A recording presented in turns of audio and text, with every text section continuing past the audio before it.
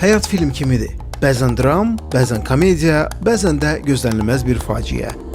Ssenari bəzilərinə görə qismətdir, digərlərinə görə isə insanın öz seçimlərinin nəticəsi. Amma ətraf mühit, doğmalar, dostlar, hətta yad insanlar belə bu ssenarinin istiqamətini dəyişdirə, yeni axınlar yarada bilər. Qısası, həyatımızın filminin həm baş qəhrəmanıyıq, həm də rejissoru. Həyat əslində bunu anlayandan sonra başlayır. Elə ki, həyatdakı missiyamızı, yerimizi, xəyallarımızı anlayırıq, onda yaşamaq da asan olur, filmimizi xoşbəxt sonla bitirməkdə.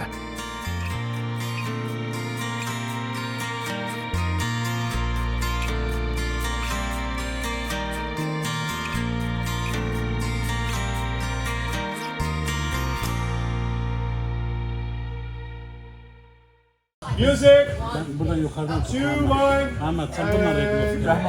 Action. Bu dəfə Amerikanoda adətən kamera arxasında olan, amma həyatın hər detalını hiss edən bir insan, rejissor, senarist Elmar Bayramovla görüşdük. Elmar 1986-cı ildə Lənkəranda anadan olub. 2011-ci ildən sosial mövzularda ssenarilər yazmağa başlayıb. 2013-cü ildə böyük rəğbət qazanan Ekoloji Missiya adlı videonun ssenari müəllifi və prodüseri olub. Elə həmin ildən etibarən sənədli və bədii filmlərlə dünyaya açılan bir yol başlayıb. İraqda çəkdiyi Sevgi Səfəri filmi Bakı, İstanbul, Moskva və Londonda təqdim olunub. Tehranda beynəlxalq mükafata layiq görülüb. 2017-ci ildə çəkdiyi ilk bədii filmi Don Marleone ilə ekranlara gəlib. Elmar ailəsi ilə 2017-ci ildə Amerika Birləşmiş Ştatlarına köçüb. Ups filmi ilə 2018-ci ildə New Yorkda beynəlxalq mükafat qazanıb. Let Me Run kimi filmləri ilə dünyanın müxtəlif festivallarında ən yaxşı döyüş səhnəsi, səs, hava çəkilişi və rejissorluq nominasiyalarında onlarca mükafat alıb. Onun üçün film sadəcə sənət deyil, həm də sosial mesaj, insan hekayəsi və həyatı anlama yoludur. Bu yaxınlarda 2025-ci ilin aprel ayında bir şənbə səhəri Amerikanonun növbəti hekayəsi üçün Pensilvaniyaya doğru yola çıxdım. Necə deyərlər, dərə, təpə düz getdim və mənzil başına çatdım. Mənzil başı isə sakit və hüzur dolu bir Pensilvaniya məhəlləsində yerləşən yaradıcı insanların yaşadığı bir evdir.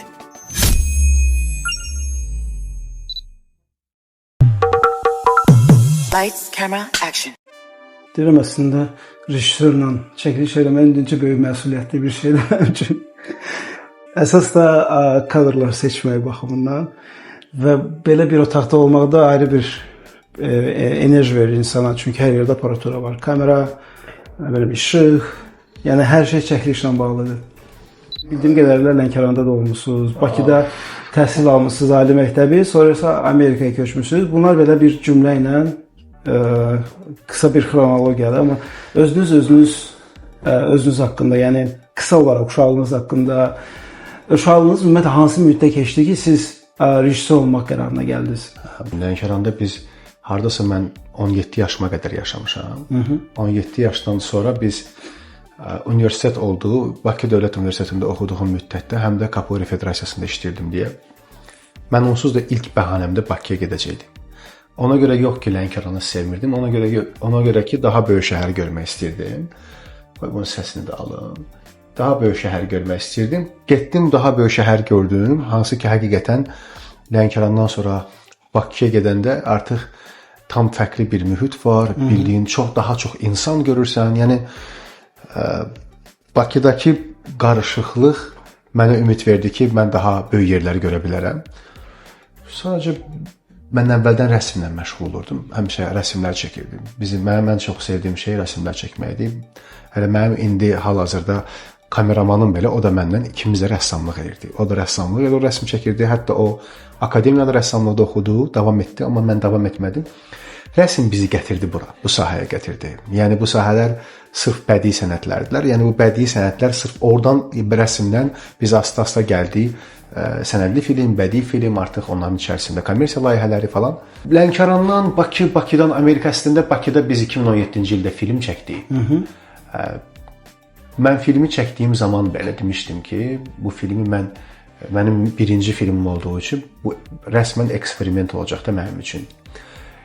Biz çox şeylər orada yoxlamaq istəyirik. Bunlar filmdə necə alınacağını yalnız film bitəndən sonra bilə biləcək. Çünki film təcrübəsi olan adam bilir ki, başlayanda bilir ki, sonu təxminən necə olacaq. Amma ilk film çəkəndə hələ olmur. Yəni ilk film çəkəndə mən bu qədər səhnələri sonda, yəni çünki ayrı-ayrı zamanlarda fərqli-fərqli şeylər çəkirsən. Hekayəm birdə, amma sən birinci gün bəzən 20-ci gün hadisəsini birinci gün çəkirsən, amma 20-ci gündə birinci gün hadisəsini çəkirsən. Ondan sonra onlar birləşəndə nə olacaq deyə belə bir vision olmur ilkin mərhələlərdə. Sonra zamanla təbii ki, təcrübə olandan sonra sən ikinci səhnəni istəyirsən 20-ci gün çək, amma fərqi yoxdur, artıq bilirsən hekayə nədir və necə qurulub.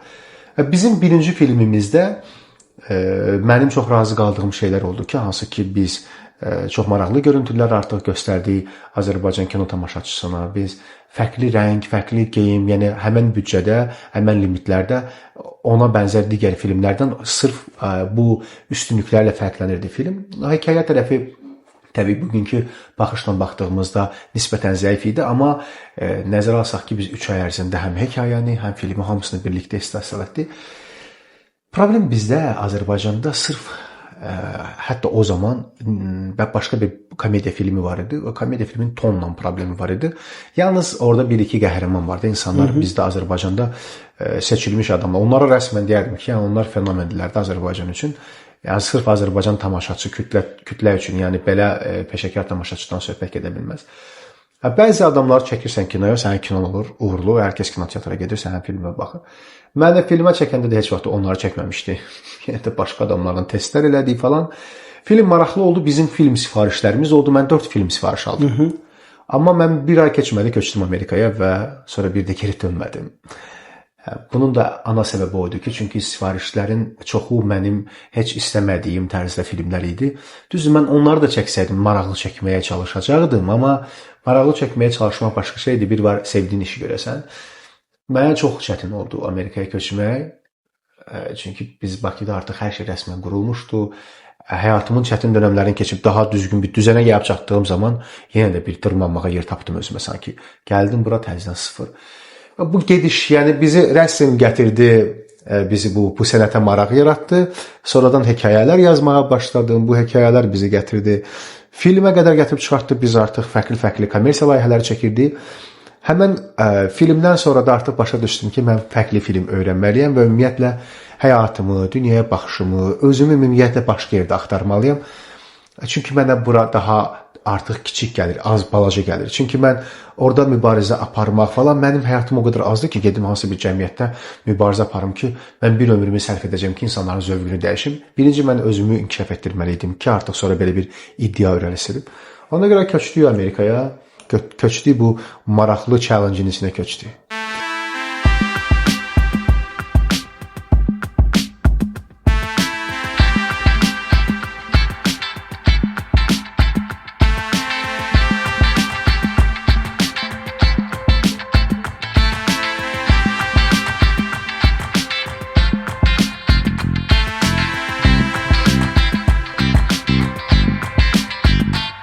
Biz 2021-ci ildə bu evi aldıq. 2021-ci ildə bu evi aldıq.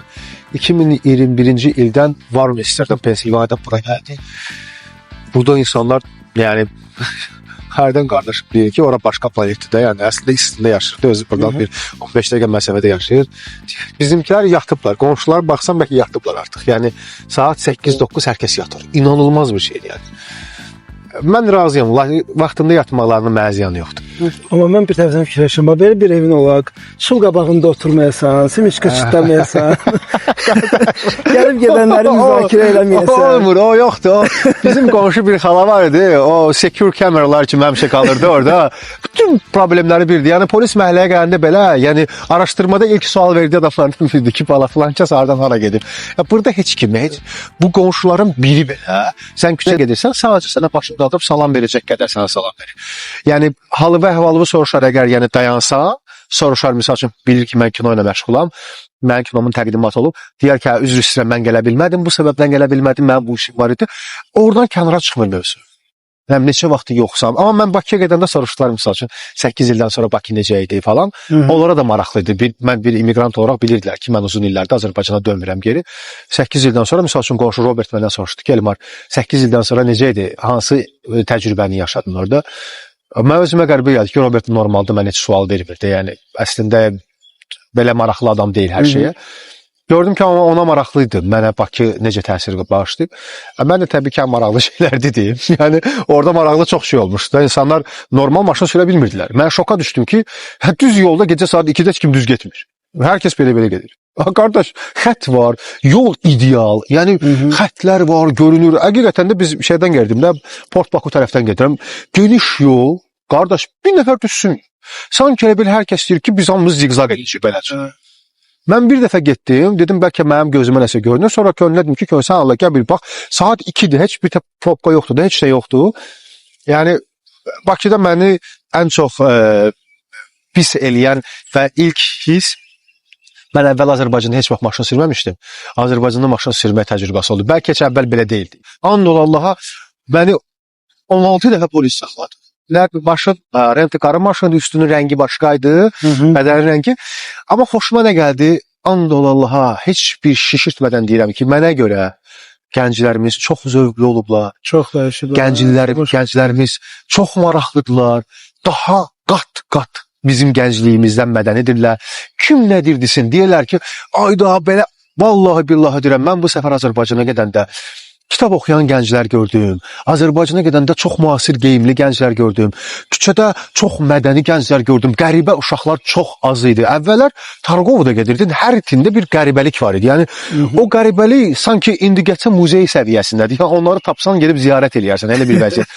And ol Allaha, mən Bakıda bu səfər gözəl restoranlar, okey, bu biznesdir, bu hər yerdə baş verir, dəyişir. Amma mən bizim gənclərdə fərqli zövq gördüm və bizim gəncliyimizdə olmayan şeylər onlarda gördüm. Bu mənə çox fərqlidir. Onların fərqli vizyonları var, tam mədənidirlər, dünya görüşlüdürlər, nəyin nə üçün olduğunu bilirlər. Bayaq dediyim kimi, müştəri nə istədiyini bilmir. Onlar nə istədiyini bilirlər. Lənkəranda orta məktəbi bitirdin və Bakı Dövlət Universitetinin hansı fakültəsinə? Bibliografiya informasiya fakültəsi. Yəni kino təhsili Bakıda görmədin? Heç bir kinoya əlaqəm olmayıb heç vaxt. Baxmayaraq ki, kinoya, rejissorluğa həvəsin var idi. Kinoya həvəsim var idi. Sanki 2013-cü ildən artıq kinoya ciddi həvəsim oldu. Əvvəllər hekayə, struktur falan belə var idi, amma onlar peşəkar səviyyədə beynimdə heç vaxt düşünmürdüm. Çünki mən elə bir idmanla məşğul idim ki, Azərbaycanda kapoeira idmanı ilə məşğul olan az idi və mən orada kapoeiranı inkişaf etdirən, təkcə inkişaf edir. Kapoeiranın ana qolu bəlkə də mən idim. Mən yaşadığım və Kapoeira Federasiyasında işlədiyim vaxtı. Yəni məndən çox şey asılı idi. Mənim orada olmağımdan çox şey asılı idi və çünki Kapoeira Federasiya olaraq da mənim həyatıma çox müsbət mənada qatqılar olmuşdu. Və o qatqıların fonunda mən dərhal hər şeyi atıb qaça bilməzdim. Sanki zaman lazım idi ona. Həm orada artıq mənə vəzifə kimsə çalışa biləcək birisinin olması lazım idi ki, artıq ona görə 2015-ci ildən artıq mən federasiyadan ayrıla bildim. Ki, indi artıq fəaliyyət eləyirlər, hər şey yerindədir. Yəni idman, kapoeira, hətta kapoeiranın özü də səbəb oldu ki, mən ilk dəfə montajda oturdum. 2013-cü ildə dünya çempionatının promo çəkilirdi. O montaj eləmişdilər. Ana montaj bəyənilməmişdi.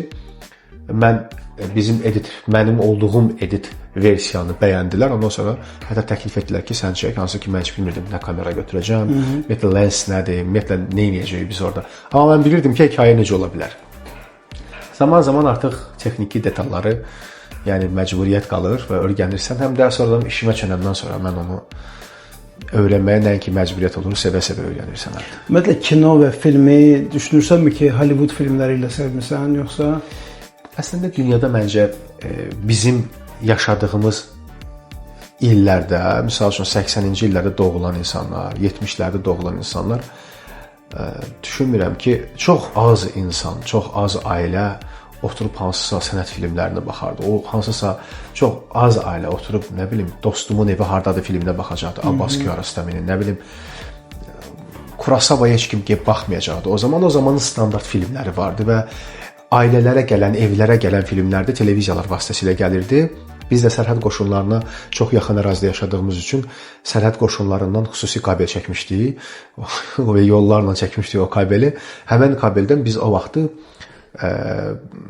yəni in the letterbox qoyurlar, bəzən görürsüz belə nazik uzunsov, yəni sinema görüntüsü ki var.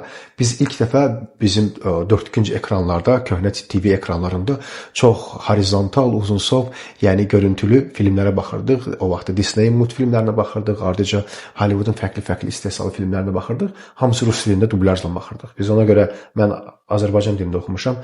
İndi misal üçün mən türk dilində hansısa kinoya baxmaq mənə çətin gəlir, tərcümə olunan filmə də. Amma biz rus dilində baxanda sanki elə bir doğma dilimizdə baxırıq, çünki belə elə öyrəşmişdik. Bizim sırf kino ilə bağlı, yəni kino sevgisi, yəni mən düşünürəm ki, elə bir ailə yox idi ki, o vaxt onların seçimi olaydı ki, onlar hansısa sənət filmi. Ola bilsin, bəlkə hansısa kinematografın ailəsində durum başqaydı, amma sıravi insanlar Hollywood filmlərini istəyirdilər.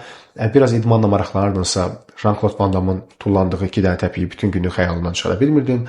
Nə bilim, Rambo'nun cəsarətindən sevinirdin. Nəsə belə Rocky-lərə baxırdın, Arnold Schwarzenegger'in Terminatorlarına baxırdın ki, başqa tamamilə məqsədlərdə baxırdın o vaxtda Terminatora. Sonra böyüdüyündə artıq həmin o Matriça filmlərini, həmin o baxdığımız o filmlərin əslində alt mənalarının, ümumiyyətlə filmin əsas məqsədinin nə olduğunu sonra böyüdüyün zaman təkrar baxdığında başa düşmüsən. Siz ümumiyyətlə çəkiliş olmayan vaxtlarda istirahət günləri, bilirəm ki, 6 bazar Yusufasının iş günlərinizdir. Biz 6 bazar çəkirik. Çəkiliş. Bəs istirahət günlərinə vaxt olur və necə istirahət edirsiniz hətta? Tenis, maksimum tenis oynamağa çalışırıq. Bir də ailə ilə biz səfərlərə tez-tez gedirik son illərdə. Yəni xüsusi vaxtlar götürürük ki, gedək, amma burada trampolin park var. Biz gedirik uşağa görə sırf gedirik trampolin parka. Yəni daha çox dediyim kimi də həyətin özünü gördündə, yəni daha elə həyətdə frisbee boardla oynayırıq. İdman əyləncələri, bir də maraqlı yerlərə, misal üçün burada Jim Thorpe var, fərqli maraqlı ərazilər var, Lancaster var misal üçün. Hansı ərazi maraqlıdırsa, bəzən Filadelfiyaya gedirik, bəzən New York'a gedirik, yaxınlarda yenə getmişdik. Muzey çoxdur da New York'da, yəni. Amma mən daha çox fokuslanmışam Adəmin tenisinə, ona görə ilk fürsətim olan ki... Artıq tenis oynayır. Adəm 1 ildir, 7 ayda, 8 ayda oynayır. Özü akademiyanın ən yaxşı oynayanıdır. Ümumiyyətlə akademiyada 7 yaşına qədər, 8 yaşına qədər Adəmin göstəricilərində olan hansısa uşaq yoxdur. İndi biz biraz çox üstünə düşürük, bəlkə yəni ona görə də, amma gərək davam elətdirəsən. Tenis çox bahadır sadəcə. Çox bahadır.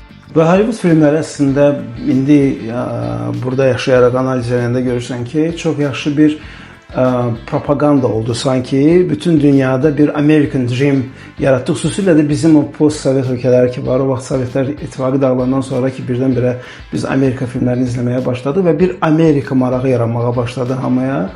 Və hər kəs də demək olar ki, o dövrlərdə Amerikaya gəlməyi xəyal edirdi.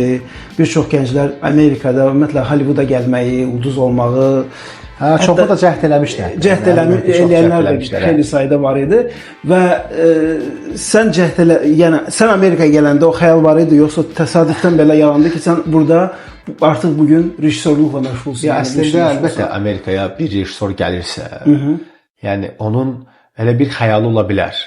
Hansı ki o məndə təbii ki, hətta əslində indi o qədər deyil. O vaxt gəldiyim zaman fikirləşirdim ki, məsəl üçün Friends in Film'a getdiyim vaxtı bir kurs var, hansı ki o kurs öyrədir ki, necə productionlara düşə bilərsən, hansı yollardan ola bilərsən, sənin geyindiyin şalvarın qarşına qədər sənə başlar ki, nə tipli qarşı taxmalısan, nə bilim, hansı formada olmalısan ki, sən görünsən, production'ın meneceri səni tanısın, falan kəs tanısın və ortalıqda olasan.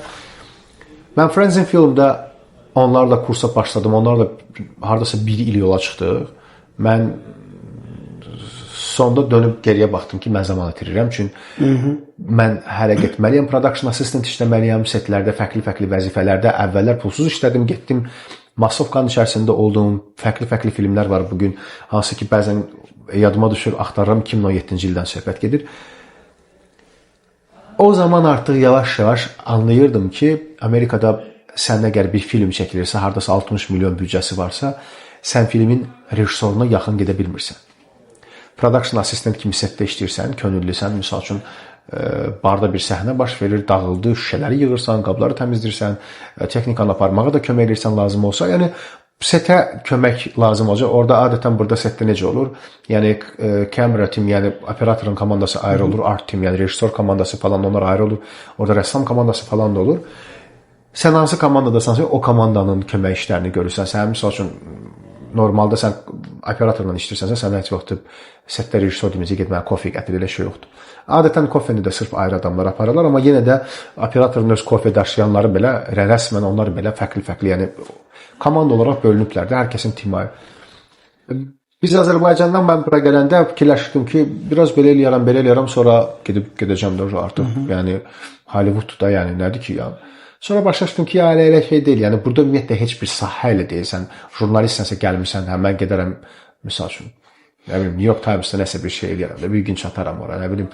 Elə deyil, gəlib çatmaq o qədər uzaqdadır ki, Amerikanın özü Azərbaycandan nə qədər uzaqdadsa, burada da hardasa o qədər uzaqdır. Sadəcə burada müsbət tərəf odur ki, sən daha açıq gözlə digərlərinin görmədiyi pərdə arxasında olan şeyləri sən görə bilirsən.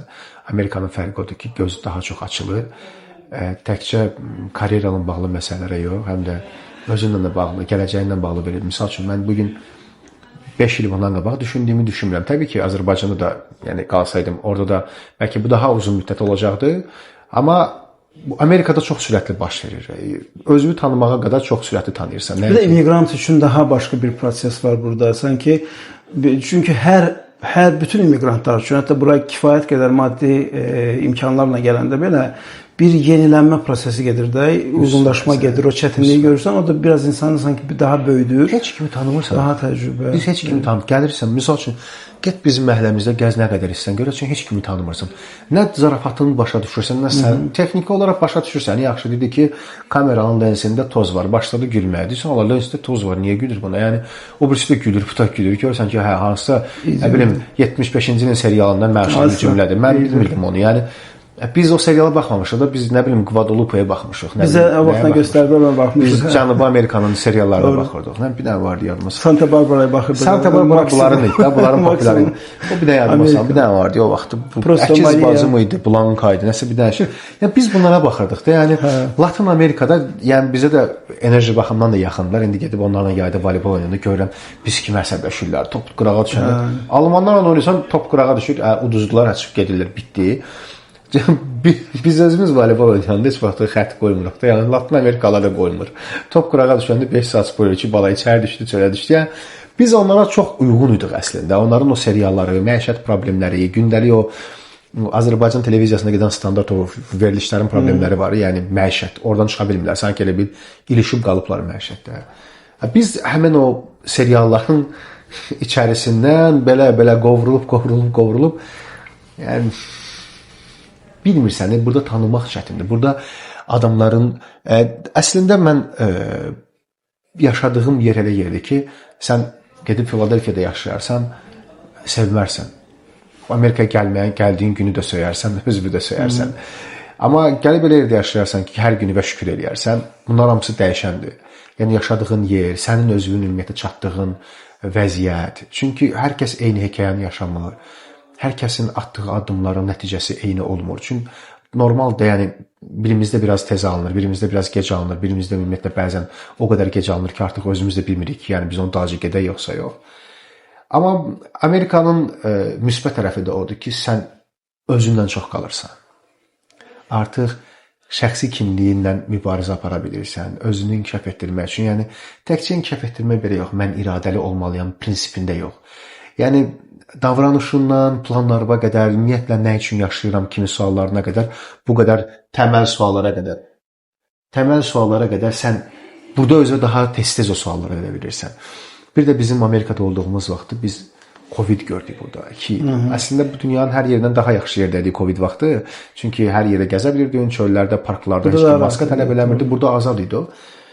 Amma o zaman, yəni şəxsi həyatımın içində bir çıxıb səyahət eləmək üçün ən gözəl 2 il idi. Yəni girib, yəni özünün birinci günündən sonuncu gününə qədər özünü almadığın həmin günə qədər özünü Azərbaycanda mənim heç vaxt ona zamanım olmamışdı. Biz bura gəldiyimiz vaxtı, yəni çox yadıma, biz hardasa 4 ay Georgia'da bir Amerikalı ailənin içində qalmışdıq. Bart ailəsində qalmışdıq. Onların oğlanları production işi ilə məşğul idi. Mənim burada bir tələbəmin vasitəsilə onlarla tanış olmuşdum. Biz onların evində qaldıq. Bir Amerikalı müsbət tərəfdə oldu ki, biz çox maraqlı bir ailədə qaldıq da. Yəni elə bir ailəyə düşdük ki, əslində maraqlı deyildi. Mənim məhləmin 99% bəlkə də o ailənin özüdür. Burada insanlar çox fərqlənmirlər. Sırf yəni bu məhəllədirsə artıq onlar eyni cürdürlər. Daha 2 məhəllə aşağı düşsən onlar da eyni cür olacaqlar. Əgər fərq eləmir, yəni məhəllə hansı strukturdadırsa, hansı məktəb zona aiddirsə, yəni oradakı təhlükəsizlik hansı səviyyədədirsə, o səviyyədə demək olar ki, hər kəsin dünya görüşü, zarafatı, baxışları, oradan gələn səs-küyün səviyyəsi hamısı yəni çox oxşur bir-birinə. Yəni elə də bir qonşu belədir, üçüncü qonşu başqa cür olmur. Rəsmən qonşular bir-birlərinə bənzəyirlər. Biz orada yaşadığımız vaxtda biz insanların nə qədər sakit, heç vaxtı biz otaqdan inirik. Mən Bakıda çox kirayə qalmışam da, yəni fərqli yerlərdə. Harda kirayə qaldınsa, ev sahibi burnunu hər zaman evin içinə soxur. Hər zaman müdaxilə edir, hər zaman nəyisə edit eləməyə çalışır. Sanki elə bir ki, mən onun filmiyəm, layihəsiyəm, mən montaj edir səhərdən axşama qədər. Əl çək məni montaj elədin, qoy yaşayayım həyatımı. 5 aydan sonra çıxıb gedəcəm evindən də, sən ondan sonra çıxanda söhbət eləyərik. Girəndə, çıxanda. Burada bir evə girirsən, yəni adam evə girir, kontrakt bağlayır, çıxanda sonuncu ayın pulunu alır və ya bəzən secure deposit alır adam. Secure deposit niyə verirsən? Cızıldı, itin nə bilim, ya pişiyin, ya uşağın, ya özün, nəyisə bir xəta nəticəsində bir qırdın nəyisə, verdiyin depozitdən çıxırlar, məsələ bağlanır. Nə ondan ekstra mübahisə yaranır? Drama yoxdur yəni ortada. Yəni mən Azərbaycanda tələbə olan vaxtda, sonra evləndiyim vaxtda o qədər kirayə mövzularında fərqli actionların içinə düşdüm ki, sonra bura gəlib o Amerikanın evində heç kirayə də qalmırdım rəsmən. Onların evində qalıram. Yoldaşım təzə gələndə çox darıxırdı da, biz 4 ayda dəhşət darıxırdı orada. Bəlkə hər gün ağlayırdı darıxdığından falan. Amma mənə bildirmirdi. Əslində bu gecələr ağırdı, sonradan bilmişəm. Amma otaqda çox qalırdı da, o otaqda çox qalırdı. Mən də ingilis dili öyrənmək üçün bütün günü baxırdım o vaxtda Breaking Bad-ə ilk dəfə bəlkə bir mən də o vaxt gəldim, burada 10 dəfə, 20 dəfə təkrar geri qabağa baxırdım ki, onların o slanglarını öyrənim, necə danışırlar, nə kimi jargonlar istifadə edirlər falan. O vaxt mən həmin ərəfələrdə çox yadıma düşür ki, o vaxt o qədər bizi azad buraxmışlar. Hətta bir ay keçmədi ki, onlar harasa çıxıb getdilər tamamilə. Biz evdə tamam tək qalmışıq. Deyir, bu boyda evi buraxıblar bizə. Bizi bir ayda görüblər də. Biz də elə bir ölkədən gəlmişik, onlar bilmirlər biz burada nə eləyəcəyik. Yəni o evi oğurlayacağıq, nə eləyəcəyik. Düzdür, bizim onlarla bu dəqiqə o qədər çox yaxşı münasibətlərimiz var. Sonra onların oğulları öldü. Və bizim münasibət, mən getdim, başsağlığı falan, ona şoka düşmüşlər ki, mən sadəcə düşünmüşlər ki, gəldim, mənə kömək ediblər, biz unudacaq. Mən izah elədim ki, yəni biz elə bir yerdən çıxmamışıq ki, bizə kimsə kömək etdiyi zaman biz o köməyi unudaq da. Yəni onlar heç gözləmirdi. Yəni mənim ən sevdiyim şey, bax, riyakar deyirlər. Sənə kömək etdiyi zaman mənim gördüklərimdən söhbət edirəm. İndi kimsə sabah deyər ki, sən 3 dənə adam görmüsən, mən gördüyüm adamlar ya etmirlər. Deyirsən ki, mənim maşınla apar, deyir $10 ver apar. İndi şot vermişsən onun üçün. İndi oturmuşduq, pulum olmuyor, $60 onun yeməyinə pul xərcləmişəm Türk restoranında. Sonra çıxanda deyirəm ki, yedim falan. Deyir, qardaş, mənim planım o deyil, benzin də azdır. $10 ver, aparım sən. Görürsən ki, qardaş aparmır da, sən aparıb demir ki, bir dənə yeməyi şot verdi, indi mənə harası sürdürtdürür falan. O söhbət yoxdur. Ya aparır, ya aparmır.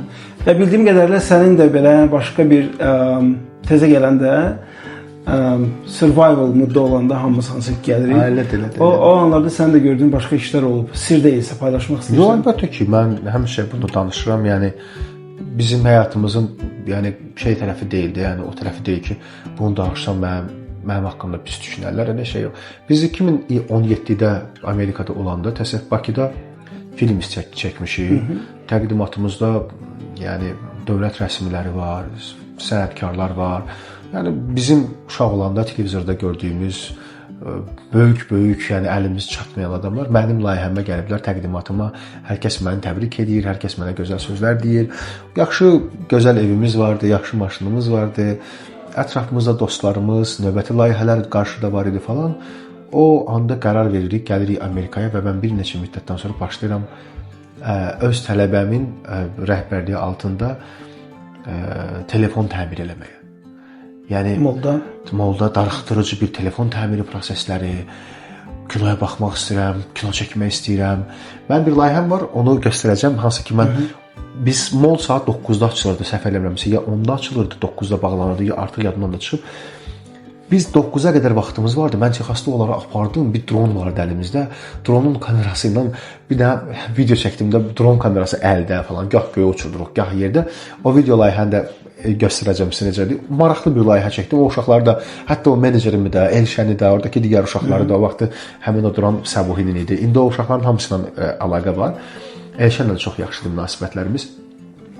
Yəni biz o vaxtı, yəni orada molda telefon təmir edeyim vaxtı mən evə gələndə elə bildim, hər dəfə məni orada öldürürlər, gəlirim evə. Allah haqqı, yəni mən çox özüm ondan sonra bilmişəm onu. Mənə hər dəfə yoldaşım deyirdi ki, Elmar, sən evə gələndə bizə öldürüblərdi, yəni. Mən istirdim tez bir müddətdə necəsə biz yolunu tapaq, artıq qutarsın da bu, sən bu işin adamı deyilsən. Dedim ki, yəni bizim belə bir seçimimiz yoxdur, yəni hazırda bu müddəti keçməlikdə, yəni variant yoxdur, yəni ya telefon təmir edəcəm, ya da ki maşın sürməyə öyrənəm. Mən Bakıda maşınım vardı, maşın almışdım, amma kino çəkirdim deyə könül maşın sürməyə öyrənmişdim. Mən sürməyə öyrənməmişdim maşını, sürə bilmirdim maşını mən. Mən Amerikada maşın sürməyə, özüm Brooklyndə öyrənmişəm.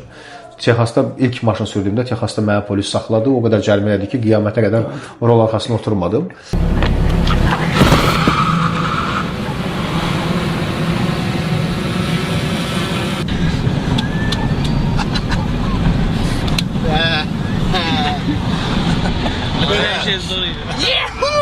Yaxşı. Deməli nə eləmişik? Birinci üstümüzü bağlayaq. Vəziyyətdədir. Sübh namazından Allah haqqı qabaq dururuq. Saat 10-da işdir, hamımız da işə gedir. Hal-hazırda işə gedirik. Açıdan aparım. Yəni birimizin də day off deyil ki, yəni birimiz Şükür Allah'a ki, amma məncə dəydi də, yəni konkret. İndi bizim burada hədəfimiz nə idi bu videonu çəkməkdə? Bu videonu çəkməkdə bu action kameralar almaq istəyirəm. Bəzi action kameralar var ki, onların görüntüləri demək olar ki, eynidir dronun kamerasının. Bizim də əlimizdə bir dənə dron vardı. Prinsipə heç nəyimiz yox idi. Yəni bütün videoları, görüntüləri hamısını dronla eləmişik. Amerikanın müsbət tərəfi məncə sırf insanın özünü müxtəlif pozisiyalarda, vəziyyətlərdə daha yaxşı mühakimə, özünü, başqasını yox. Biz əvvəllər çox başqasını mühakimə etmişik. Amma zamanla insan böyüməyə çalışanda insanın zamanla seçimi yoxdur, müdrik olmalıdır. Müdrik olmayacaqsansa keyfiyyətsiz bir şeyə dönəcəksən. Sən ona görə müdrik olmanın başlanğıcı özünü mühakimə etməkdən başlayır. Yəni nə baş verirsən? Başlayacaqsan özü sən biləcəksən burada sən nəyi düz etmədin. İlla ki bu səhv etdi, yox bu belə olmasaydı mən də bunu düz eləyəcəkdim. Çox vaxt bizim etdiyimiz seçimlər, bizim olduğumuz yerlər, onlar bizim tərəfdən baş verir. Amma finalda hər hansı bir şey əyri gedəndə biz hər şeyi özümüzdən başqa günahlandırırıq. Amerika mənə onu çox tez sanki öyrətdi ki, qardaş özünlə məşğul ol. Başqalarını bırax nə eləsin. Özün düz ol, özün doğru düzgün qərarlar ver, digərləri hamısı düzələcək. Düzəlməsə belə sənə rahat gələcək. Çünki biz çox gərgin millətiyik axı. Bir kiçik bir batareyka tapa bilmə başlayır gərginlik yaranmağa. Əgər bir 5 dəqiqədə gec tapsan onu, artıq uşaq həmin vaxtı gəlib sənə desə ki, bu şarı bir dənə mən üçün üfür, şarı yemək istəyəcəksən. Niyə? Çünki əsəbisən. Könül ümumiyyətlə bu qədər bütün o çətinliklərin içində bir dəfə demədi ki, niyə gəldik bura? O sözü demədi. Bəlkə içində çox düşünüb, amma heç vaxt mənə demir. Və sən necə deyirdin bunu heç? Ya mən demirdim. İçində də demirdin. Niyə gəldin? Mən heç vaxt demirdim. Mən bir dəfə Bakıda mənə dedilər şəxsi xətadan film çəkilib. Yarım milyon büdcə var falan var ora. Mən dedim ki, Könül 5-3-ümüzü yığışdıraq da qutardı, telefon təmin. Gedək kinomuzu çəkib bitdi. Dedim ki, gəlirim, bir dənə gözdə falan gördüm o qədər söhbəti uzadırlar. Dedim, bu ömür boyu belə olacaq. Yəni, bitir Elmar, bitir. Azərbaycanda kino çəkməyə xəyallarını bitir. Zamanında pulun olacaq, öz pulundan istəyərsən gedərsən. Azərbaycanda istəyərsən gedərsən, Ərdəbildə, harada istəsən kinovu çəkərsən. Bitir bu söhbətlər. Mən bura gələndə planım oydu. Öz pulum olacaq, istədiyim filmi öz büdcəmlə çəkəcəm. Okey, əlavə kimsə də dəstək olacaq, o başqadır. Amma ana büdcə özündən olacaq həmişə. Məşhurlar, əlbəttə ki, çox məşhur production-la işləyirlər. Biz, yəni, yerli New Yorkda yaşayan daha çox müstəqil musiqiçilərin işləyirik. Yəni DJ-lərlə, musiqiçilərlə. Bunların da içərisində yəni super məşhur adamlar deyillər. Yəni rəsmən deyim ki, yəni local New Yorkda tanınan adamlardılar. Klublarda oxuyurlar, bəziləri xüsusi tədbirlərdə oxuyurlar. Yəni biz açığı son illərə qədər produkt reklamları çəkirdik. Produkt reklamları da praktik olaraq yəni çoxlu pul gətirir, sadəcə fərqli tərəfi odur ki, çox müştəri ilə işləyirsən və daha çox problem olur. Daha çox mövzu müzakirə olunur, daha çox edit olur və bu da yorur. Yəni bu edit də yorucudur. Amma klip elədir ki, ssenari iləndir. Sanki qısa film çəkirsən. Bir də musiqiçilər də sənət adamlardır. Sonunda onlar səni necəsə başa düşürlər. Yəni ssenarində, nə bilim, gedişatda, production vaxtı, hazırlıq vaxtı, bütün vaxtlarda demək olar ki, yəni sən onlara nəyisə danışıb, onlara nəyisə izah edə bilirsən, səni başa düşürlər. Amma sırf produktla işləyəndə onlar biznes adamlarıdırlar. Onlar ancaq hər şey biznes kimi baxırlar. Səni rejissor kimi fikirləri də dediyim kimi, yəni mən burada pul verirəm, xahiş edirəm mən dediyimi elə, yəni nəsə diktə eləmə falan. Musiqiçilər elə deyil. Musiqiçilər sənin fikirlərinə çox hörmət eləyirlər. Yəni onlarla işləmək daha rahatdır. Hi, how you doing guys? Olub heç Bakıdan bizim show biznesdən müraciət ediblər ki, orada klip çəkək. Olub. Rifət İsmailin burada defilesi olanda New York Fashion Week-də mənim yadımda da o vaxtı Aygün Kazımovanın mahnısı orada əsas soundtrack koydu. O mahnının əsasındaydı. Biz həmin ərəfələrdə Aygün Kazımovaya da bir klip çəkdik. Mən də bir qadınamın klipini çəkdik. Aygün Kazımova ilə işləmək ona görə rahat idi ki, birincisi o bilirdi nə istəyir. Ümumiyyətlə nə istədiyini bilən adamla işləmək bütün sahələrdə istəyir. Film çək, istəyir reklam çək, istəyir ümumiyyətlə FTIK. Fərqi yoxdur. Dəqiq müştəri biləndə nə istəyir, sən də ona onu verə bilirsən. Ya adam bilməyəndə nə istəyir, hər gün bir şey dəyişir, hər gün bir şey edit elətdirir. Sonradan çətinlik olur və sən o sahədən də bezirsən, o adamdan da bezirsən. Gördüyün işi də, o gəldiyin o günü də söyürsən ki, mən niyə bu işi gördüm. Ya Aygün xanımla belə problem yox idi. Rüfətlə də olmayıb belə problem. Rüfət İsmail də yəni biz işləmişik.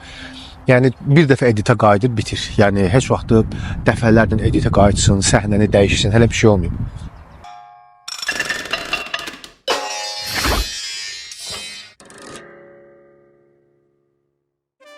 Elmar Amerikano çəkimlərindən bir neçə gün sonra beynəlxalq festivalda iştirak etmək üçün Türkiyəyə səfər etdi. O bu festivala müəllifi olduğu Nəfəs qısa metrajlı filmi ilə qatıldı və bu filmlə İzmirdə keçirilən 2-ci beynəlxalq Turan Film Festivalında xüsusi jüri mükafatına layiq görüldü. Nəfəs filmi 1-ci Qarabağ müharibəsində əsir düşənlərə həsr olunub. Filmi tam izləmək istəyənlər üçün isə şərhlər bölümündə linki əlavə etmişəm.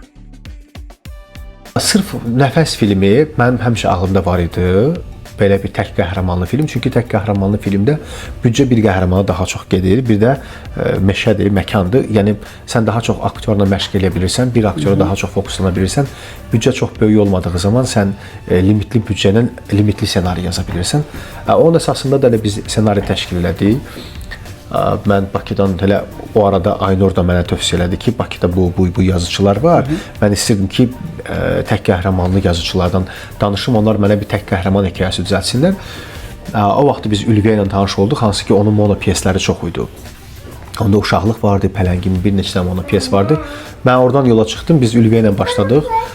Belə ssenari əlimizə gəldi, mən gedə bilmirdim Azərbaycana, Covid falan təzə hələ bu məsələlər passivləşmişdi, amma yenə də Covid vardı, yenə də uçuş problemləri vardı, limitlər çox idi. Nəfəsi biz elə müharibədən dərhal sonra başladıq, hansı ki o heç müharibədən öncə bizdə o ideya vardı. Amma biz müharibə zamanı çoxlu kiçik dokumentallar çəkdik və Amerikanın rəsmən hər yerində yəni. Əgər fikir verdinizsə, Elmar çəkiliş zamanı mən yox, biz deyirdi. Bu biz onun yaradıcı yolunda daim yanında olan həyat yoldaşı Könül xanımı və bir komanda kimi çalışdığı yaxın dostlarını əhatə edirdi.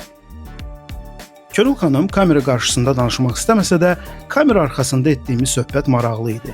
Onun çəkdiyi rəsmlərə valeh oldum. Hisslər, dərinlik və rənglərin dili ilə danışan əsərlər. Bu başqa bir Amerikanonun mövzusudur.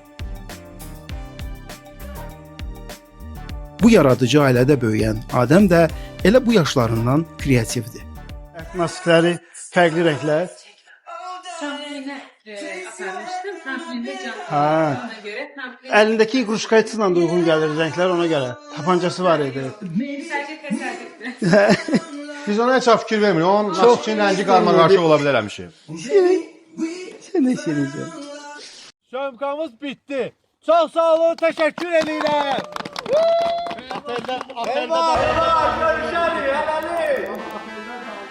Amerikanonun bu epizodunun çəkilişindən sonra biraz şəhəri gəzdim. Evə qaydanda yalnız kameramın yaddaşına yox, xatirələrimə də bir hekayə əlavə olunmuşdu.